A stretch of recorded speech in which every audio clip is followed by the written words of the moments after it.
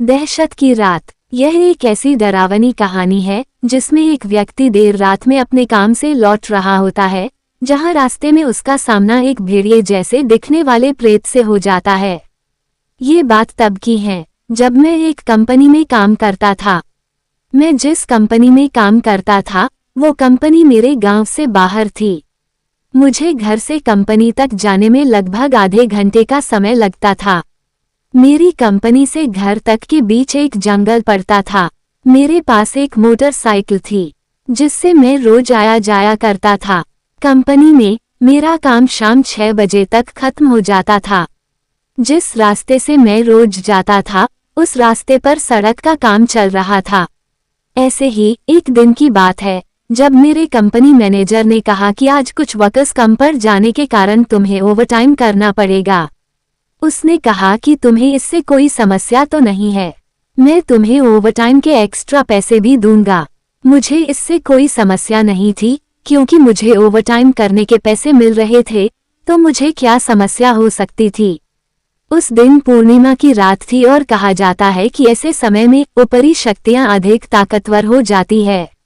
लोगों का मानना तो ये भी है कि ऐसे समय में देर रात तक बाहर रहना सही नहीं होता है, क्योंकि यह समय भूतों, प्रेतों और पिशाचों का समय होता है। कई पश्चिमी संस्कृति में इस समय को मानव भेड़िया वेयरवुल्व्स का अपने इंसानी रूप से जानवर में बदलने का समय माना जाता है।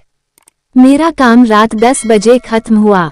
मैंने अपनी मोटरसाइकिल स्टार्ट की और मैं अपने घर की तरफ निकल गया। उस समय मेरी बाइक की स्पीड कम थी, क्योंकि जिस सड़क से मैं आ रहा था उस सड़क का काम चलने के कारण मैंने अपनी सुरक्षा के चलते ऐसा किया था। चलते हुए मुझे रास्ते में एक आदमी खड़ा हुआ दिखाई दिया। वो सड़क के किनारे एक पेड़ के पास खड़ा था। मैंने सोचा लगता है कि यह गांव वाला है जो गांव जा रहा होगा और शायद थक गया होगा, इसलिए वहां आराम कर रहा होगा। चलो इसको लिफ्ट दी जाए और मुझे भी गांव में पहुंचने तक सफर का साथी मिल जाएगा। ऐसा सोचकर मैंने अपनी मोटरसाइकिल को उससे थोड़ी दूरी पर रोककर उससे कहा कि भाई कहाँ जाना है? अगर ऐतराज ना हो तो मैं तुम्हें कहीं छोड़ दूं क्या? पर उधर से कोई जवाब नहीं आया। मैंने एक बार फिर कहा कि मैं गांव ही जा रहा हूँ, तुम कहो तो कहीं छोड़ दूं। लेकिन इस बार भी उसका कोई जवाब नहीं आया, तो मुझे गुस्सा आया और मैंने अपनी बाइक स्टार्ट की घर जाने के लिए। जैसे ही मैंने अपनी बाइक स्टार्ट की वैसे ही वो आदमी मेरी तरफ आने लगा। मैंने सोचा कि अब इसकी अक्ल ठिकाने आई है। अब वो मेरे काफी पास आ गया था। मैंने उसकी तरफ देखा तो चांद की रोशनी में मैंने देखा कि उसके पैर इंसानों की तरह नहीं बल्कि किसी जानवर की तरह लग रहे थे और वो धीरे धीरे पूरा जानवर में बदलता जा रहा था। ये सब देखकर मैंने अपनी बाइक फुल रफ्तार में भगाई। मुझे कुछ समझ में नहीं आया कि वो सब क्या है। मैंने उसे देखा तो नहीं, पर मैं महसूस कर पा रहा था कि वो मेरा पीछा कर रहा है। सड़क खराब थी तो मेरी बाइक का संतुलन बिगड़ गया और मैं नीचे गिर गया, पर मैं तेजी से उठा और अपने घर की तरफ भागने लगा।